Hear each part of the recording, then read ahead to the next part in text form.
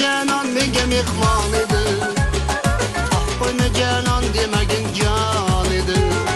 Bir kecha canan menga mehmon edi. Buni canan demagin jon edi.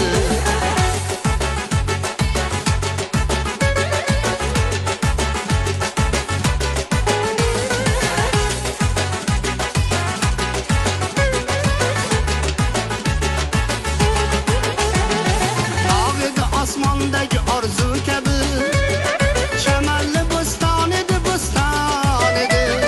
Kuylar edim men to'lib, u esa xandon edi, xandon edi.